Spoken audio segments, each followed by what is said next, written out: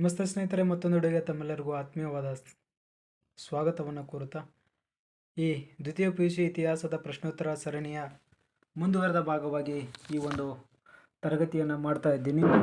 ಇವತ್ತಿನ ತರಗತಿಯಲ್ಲಿ ಅಧ್ಯಾಯ 4.4 ಕುಶಾಣರ ಬಗ್ಗೆ ಇರತಕ್ಕಂಥ ಪ್ರಶ್ನೋತ್ತರಗಳನ್ನು ನಾವು ನೋಡ್ತಾ ಹೋಗೋಣ.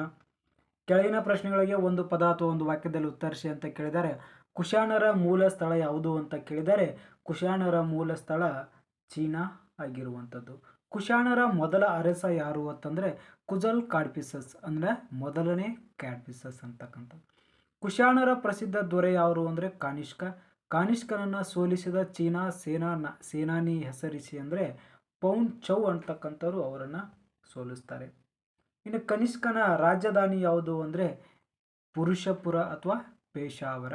ಕನಿಷ್ಕ ಬೌದ್ಧ ಧರ್ಮವನ್ನು ಸ್ವೀಕರಿಸಲು ಪ್ರಭಾವ ಬೀರಿದವರು ಯಾರು ಅಂತಂದರೆ ಅಶ್ವಘೋಷ. ಹಾಗಾದರೆ ಇನ್ನು ಎರಡು ಪದಗಳು ಅಥವಾ ಎರಡು ವಾಕ್ಯಗಳಲ್ಲಿ ಉತ್ತರಿಸಿ ಅಂತ ಬರುತ್ತೆ, ಆ ಪ್ರಶ್ನೆಗಳನ್ನು ನೋಡೋಣ. 4ನೇ ಬೌದ್ಧ ಸಮ್ಮೇಳನ ಏಕೆ ನಡೆಸಲಾಯಿತು ಅಂತ ಕೇಳಿದ್ದಾರೆ ಮತ್ತು ಯಾವಾಗ ನಡೆಸಲಾಯಿತು ಅಂತ ಕೇಳ್ತಾ ಇದ್ದಾರೆ. ಬೌದ್ಧ ಧರ್ಮದಲ್ಲಿ ತಲೆದೋರಿದ ವಿವಾದಗಳನ್ನು ಪರಿಹರಿಸಲು 4ನೇ ಬೌದ್ಧ ಮಹಾಸಮ್ಮೇಳನವನ್ನು ನಡೆಸಲಾಗ್ತದೆ. ಸಾಮಾನ್ಯ ಶಕ 102ರಲ್ಲಿ ಕಾಶ್ಮೀರದ ಕುಂಡಲಿ ವನದಲ್ಲಿ ನಡೆಸುವಂಥದ್ದು.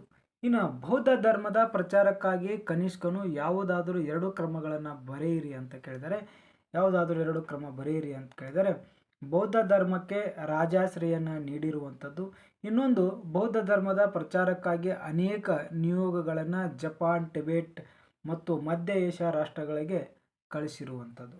ಅವರು ಕಳಿಸಿದ ಪ್ರಯುಕ್ತವಾಗಿ ಬೌದ್ಧ ಧರ್ಮ ಅಲ್ಲಿ ಹೆಚ್ಚಾಗಿ ಪ್ರಚಾರ ಪಡೆಯಿತು.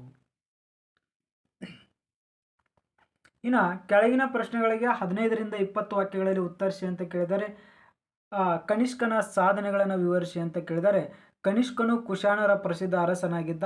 ಪುರುಷಪುರ ಅವನ ರಾಜಧಾನಿಯಾಗಿತ್ತು. ಸಾಮಾನ್ಯ ಶಕ 78ರಲ್ಲಿ ಸಿಂಹಾಸನಕ್ಕೆ ಬಂದ. ಹಾಗಾಗಿ ಶಕಯುಗವನ್ನು ಸ್ಥಾಪನೆ ಮಾಡಲಾಯಿತು ಅಂತ ಹೇಳಲಾಗುತ್ತದೆ. ಇನ್ನು ಇವರ ಸೈನಿಕ ದಿಗ್ವಿಜಯಗಳನ್ನು ನೋಡೋದಾದರೆ, ಕಾಶ್ಮೀರದ ಆಕ್ರಮಣ. ಕನಿಷ್ಕನು ಕಾಶ್ಮೀರವನ್ನು ಗೆದ್ದು ಅಲ್ಲಿ ಅನೇಕ ಸ್ಮಾರಕಗಳನ್ನು ಸ್ಥಾಪಿಸಿದ. ಕನಿಷ್ಕಾಪುರ ಎಂಬ ಪಟ್ಟಣವನ್ನು ನಿರ್ಮಿಸಿದ. ಇದಕ್ಕೆ ಕನಿಷ್ಕಾಪುರ ಎಂದು ಹೆಸರಾಯಿತು. ಇಂದು ಇದು ಶ್ರೀನಗರ ಎಂದು ಹೆಸರಿಸಲಾಗಿದೆ. ಇನ್ನು ಮಗಧ ಆಕ್ರಮಣ. ಕನಿಷ್ಕನು ಮಗಧವನ್ನು ಆಕ್ರಮಿಸಿಕೊಂಡನೆಂದು ಹೇಳಲಾಗುತ್ತದೆ. ಕೆಲವು ವಿದ್ವಾಂಸರು ಮಗಧದ ಸ್ವಲ್ಪ ಭಾಗ ಮಾತ್ರ ಆಕ್ರಮಿಸಿದನೆಂದು ಅಭಿಪ್ರಾಯಪಟ್ಟಿದ್ದಾರೆ. ಇನ್ನು ಶಕ ಮತ್ತು ಸತ್ರಪರೊಡನೆ ಯುದ್ಧ. ಪಂಜಾಬ್, ಮಥುರಾಗಳ ಮೇಲೆ ಸತತ ಸರಣಿ ಯುದ್ಧಗಳನ್ನು ಮಾಡಿ ಅಲ್ಲಿ ಶಕ ಸತ್ರಪರ ಮೇಲೆ ಪ್ರಭುತ್ವವನ್ನು ಸ್ಥಾಪಿಸಿದ. ಚೀನಾ ಮೇಲೆ ಯುದ್ಧ. ವಿಮೋ ಕ್ಯಾಡ್ಫಿಸಸ್ ಚೀನಾದ ಸೇನಾನಿ ಪೌನ್ ಚೌನಿಂದ ಸೋತು ಕಪ್ಪು ಕಾಣಿಕೆಯನ್ನು ನೀಡುತ್ತಿದ್ದ. ಕನಿಷ್ಕನು ಈ ಸೇಡನ್ನು ತೀರಿಸಲು ಕಪ್ಪು ಕಾಣಿಕೆಯನ್ನು ಸಲ್ಲಿಸಲು ಚೀನಾದ ಮೇಲೆ ದಾಳಿಯನ್ನು ಮಾಡಿದ. ಆದರೆ ಚೀನಾ ಸೇನಾನಿ ಪಾನ್ ಚೌ ಇವನನ್ನು ಸೋಲಿಸಿದನು. ಪುನಃ ಅಪಾರ ಸಿದ್ಧತೆಯನ್ನು ಮಾಡಿಕೊಂಡು ಮತ್ತೊಮ್ಮೆ ಚೀನಾದ ಮೇಲೆ ದಾಳಿಯನ್ನು ಮಾಡಿದರು. ಅಷ್ಟರ ಹೊತ್ತಿಗೆ ಪೌನ್ ಚೌ ನಿಧನರಾಗಿದ್ದನು. ಅವನ ಮಗ ಪಾನ್ ಚಿಯಾಂಗ್ ಚೀನಾದ ಸೇನಾನಿಯಾಗಿದ್ದ. ಅವನ ಸೋಲಿನಿಂದ ಕನಿಷ್ಕ ಚೀನಾವನ್ನು ಗೆದ್ದು ಅಲ್ಲಿಯ ಕಾಶಂಗರ, ಯಾರ್ಖಂಡ್, ಖೋತಾನ್ ಪ್ರಾಂತ್ಯಗಳ ತನ್ನ ಸಾಮ್ರಾಜ್ಯಕ್ಕೆ ಸೇರಿಸಿಕೊಂಡ. ಸಾಮ್ರಾಜ್ಯದ ವಿಸ್ತಾರ. ಭಾರತ ಉಪಖಂಡದ ಹೊರಗೆ ಭೂಪ್ರದೇಶಗಳನ್ನು ಹೊಂದಿದ ಮೊದಲ ಭಾರತೀಯ ಅರಸ ಕನಿಷ್ಕ. ಅಂದರೆ ಭಾರತಕ್ಕಿಂತ ಭೂಖಂಡಕ್ಕಿಂತ ಹೆಚ್ಚಿನ ಪ್ರದೇಶವನ್ನು ಹೊಂದಿದವರು ಯಾರು ಅಂತಂದರೆ ಕನಿಷ್ಕನಾಗಿದ್ದ. ಅವನ ಸಾಮ್ರಾಜ್ಯ ಉತ್ತರದಲ್ಲಿ ಕಾಶಂಗರನಿಂದ ದಕ್ಷಿಣದಲ್ಲಿ ಸಿಂಧ್ವರೆಗೆ, ಪೂರ್ವದಲ್ಲಿ ಬನಾರಸ್ದಿಂದ ಪಶ್ಚಿಮದಲ್ಲಿ ಅಫ್ಘಾನಿಸ್ತಾನದವರೆಗೆ ಹಬ್ಬಿತ್ತು. ಇದರ ಜೊತೆಗೆ ಅವರು ಧರ್ಮ ಪ್ರಚಾರ. ಆರಂಭದಲ್ಲಿ ಹಿಂದೂ ಧರ್ಮೀಯರಾಗಿದ್ದ ಕನಿಷ್ಕ ಬೌದ್ಧ ಪಂಡಿತವಾಗಿರ್ತಕ್ಕಂಥ ಅಶ್ವಘೋಷನ ಪ್ರಭಾವದಿಂದ ಬೌದ್ಧ ಧರ್ಮವನ್ನು ಸ್ವೀಕರಿಸಿದನು.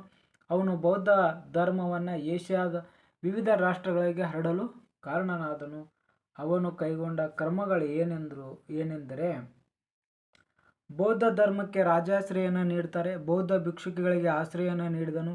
ವಿಹಾರಗಳು ಮತ್ತು ಮಠಗಳನ್ನು ಭಿಕ್ಷುಗಳನ್ನು ಉಪಯೋಗಕ್ಕಾಗಿ ನಿರ್ಮಿಸಿದನು. ಬೌದ್ಧ ಧರ್ಮದ ಪ್ರಚಾರಕ್ಕಾಗಿ ನಿಯೋಗಗಳಾಗಿರ್ತಕ್ಕಂಥಗಳನ್ನು ಜಪಾನ್, ಟಿಬೆಟ್ ಮತ್ತು ಮಧ್ಯ ಏಷ್ಯಾಕ್ಕೆ ಕಳಿಸ್ತಾರೆ. ನಂತರ ಸಾಮಾನ್ಯ ಶಕ 102ರಲ್ಲಿ ಕಾಶ್ಮೀರದ ಕುಂಡಲಿ ವನದಲ್ಲಿ 4ನೇ ಬೌದ್ಧ ಸಮ್ಮೇಳನವನ್ನು ಏರ್ಪಡಿಸ್ತಾನೆ. ಧರ್ಮದಲ್ಲಿನ ಭಿನ್ನಾಭಿಪ್ರಾಯನ ಹೋಗಲಾಡಿಸಲು ಅದರ ಉದ್ದೇಶವಾಗಿತ್ತು. ಇನ್ನು ಗಾಂಧಾರ ಕಲೆ ಬೆಳವಣಿಗೆಗೆ ಸಹಾಯ ಮಾಡ್ತಾರೆ. ಮಹಾಕಲೋಪೋಷಕನಾಗಿದ್ದ ಕಲೆ ಪೋಷಕನಾಗಿರ್ತಕ್ಕಂಥ ಕನಿಷ್ಕನು ಗಾಂಧಾರ, ಮಥುರಾ, ಕನಿಷ್ಕಾಪುರ ಮತ್ತು ತಕ್ಷಶಿಲೆಗಳಲ್ಲಿ ಅವನು ನಿರ್ಮಾಣಗಳನ್ನು ಕಾಣಬಹುದು. ಗ್ರೀಕ್ ಮತ್ತು ಬೌದ್ಧ ಶೈಲಿಯ ಸಮ್ಮಿಶ್ರಣದಿಂದ ಗಾಂಧಾರ ಕಲಾ ಪರಂಪರೆ ಎಂಬ ಹೊಸ ಕಲಾ ಪರಂಪರೆಯನ್ನು ಉಗಮಿಸಿತು. ಈ ಶೈಲಿ ಅಫ್ಘಾನಿಸ್ತಾನ ಪ್ರದೇಶಗಳಲ್ಲಿ ಬೆಳೆದಿರುವಂಥದ್ದು. ಇನ್ನು ಗಾಂಧಾರ ಶೈಲಿಯ ಪ್ರಮುಖ ಲಕ್ಷಣಗಳನ್ನು ವಿವರಿಸಿ ಅಂತ ಕೇಳಿದರೆ, ಭಾರತ ಮತ್ತು ಗ್ರೀಕ್ ಶೈಲಿಗಳ ಸಮ್ಮಿಶ್ರಣದಿಂದ ಗಾಂಧಾರ ಕಲಾಶೈಲಿ ಉಗಮವಾಯಿತು. ಗಾಂಧಾರ ಕಲಾಶೈಲಿಯು ಪ್ರಮುಖ ಲಕ್ಷಣಗಳೆಂದರೆ ಆಳೆತ್ತರದ ಬುದ್ಧನ ವಿಗ್ರಹಗಳನ್ನು ಕೆತ್ತಲಾಗುತ್ತದೆ. ಅಲ್ಲಿಯವರೆಗೆ ಬುದ್ಧನ ಅಸ್ತಿತ್ವವನ್ನು ಕಮಲ ಮತ್ತು ಛತ್ರಿ ಮುಂತಾದ ಚಿಹ್ನೆಗಳ ರೂಪದಲ್ಲಿ ತೋರಿಸಲಾಗುತ್ತಿತ್ತು. ವಿಗ್ರಹಗಳನ್ನು ಕೆತ್ತುವಾಗ ದೇಹದ ವಿನ್ಯಾಸದ ಅನುಪಾತದಲ್ಲಿ ಸ್ನಾಯುಗಳು ಮತ್ತು ಮೀಸೆ ಮುಂತಾದವುಗಳಿಗೆ ಹೆಚ್ಚಿನ ಗಮನವನ್ನು ಹರಿಸಲಾಯಿತು. ಕಲಾ ಕೌಶಲ್ಯದಿಂದ ಕೂಡಿದ ಶೈಲಿಯಲ್ಲಿ ಬಟ್ಟೆ ಮಡಿಕೆಗಳು ಮತ್ತು ನೆರಿಗೆಗಳ ತುಂಬಿದ ಸೂಕ್ಷ್ಮವಾಗಿ ಮತ್ತು ಕಲಾತ್ಮಕವಾಗಿ ಪ್ರದರ್ಶಿಸಲಾಯಿತು. ವಿಗ್ರಹಗಳ ಭೌತಿಕ ಸೌಂದರ್ಯಕ್ಕೆ ಹೆಚ್ಚಿನ ಮಹತ್ವವನ್ನು ನೀಡಿದ್ದು, ಈ ಮೇಲಿನ ಆಭರಣಗಳ ಮೇಲಿನ ಕೆತ್ತನೆಗೆ ಹೆಚ್ಚಿನ ಮಹತ್ವವನ್ನು ನೀಡಲಾಯಿತು. ವಿಗ್ರಹಗಳ ಮೆರುಗು ನೀಡಲಾಗಿದೆ, ಪಾಲಿಶ್ ಮಾಡಲಾಗ್ತಿತ್ತು. ಬಹುತೇಕ ನಮೂನೆಗಳಲ್ಲಿ ಕಲ್ಲು, ಅರಳುಗಚ್ಚು ಮತ್ತು ಜೇಡಿ ಮಣ್ಣಿನಿಂದ ತಯಾರಿಸಲಾಗುತ್ತಿತ್ತು. ಈ ವಿಗ್ರಹಗಳನ್ನು ಬಳಸಲಾಗುತ್ತಿರುವ ತಾಂತ್ರಿಕತೆಗೆ ಗ್ರೀಕ್ ಕಲಾ ಶೈಲಿ ಎದ್ದು, ಅದರ ಆದರ್ಶ, ಸ್ಫೂರ್ತಿ ಮತ್ತು ವ್ಯಕ್ತಿತ್ವ ಎಲ್ಲವೂ ಭಾರತೀಯರದು. Doctor R.C. ಮಜುಂದಾರ್ ಹೇಳಿರುವಂತೆ ಗಾಂಧಾರ ಕಲಾಕಾರನು ಗ್ರೀಕ್ ಮತ್ತು ಕರಕುಶಲತೆ ಮತ್ತು ಭಾರತೀಯ ಹೃದಯವನ್ನು ಹೊಂದಿದ್ದನು ಅಂತ ಹೇಳ್ತಾ ಇದ್ದಾರೆ. ಓಕೆ, ಇಲ್ಲಿಗೆ ಈ ಚಾಪ್ಟರ್ ಮುಗೀತು. ನಂತರ ಮತ್ತೊಂದು ಚಾಪ್ಟರನ್ನು ನೋಡೋಣ.